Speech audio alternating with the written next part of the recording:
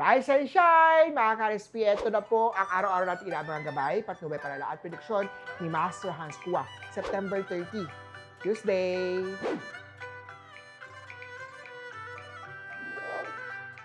Simulan natin sa mga Year of the Rat. Kung may hinanakit, ilabas na yan. Ito ang tamang araw para magkaroon ng closure at maghanda ng bagong paparating. Olive at 6. Ox naman tayo mag-relax ngayong araw o ngayong gabi. Panahon na para mag-recharge ang katawan at isip. Burgundy at 1. Tiger naman tayo, may meeting na magbubukas ng panibagong opportunity kaya be alert at ready dito. Coral at 8. Kay Rabbit naman tayo, magandang araw para sa pagpaplano ng savings at month of October. Muave at 3. Be receptive sa mga Year of the Dragon na maaaring mag-usap ng future mentor mo today. Yellow at 5. Para naman sa Year of the Snake, eat fruits kagaya ng peras o apples para sa hydration at good digestion. 9 at copper.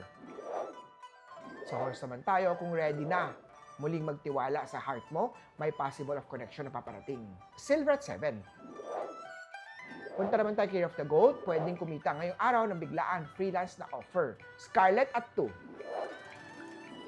Sa mga Year of the Monkey naman, drink a lot of water, lalo na kung mainit ang workplace. Tan at 4.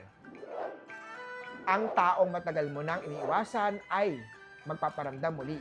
Year of the Rooster, kaya naman tingin-tingin lagi muna. 6 at red. Kay dog naman tayo, pwedeng ma-reassign. Mabuting sign yan para sa career growth mo. Blue at 1. At hindi papahuli ang mga Year of the Pig. May matitirang pera this month, ilaan mo ito sa wishlist mo. Matagal mo nang nakahold yan. 7 at aubergine.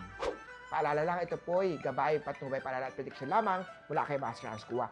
Nasa inyong pagiging positive, nasa lalay ang inyong swerte.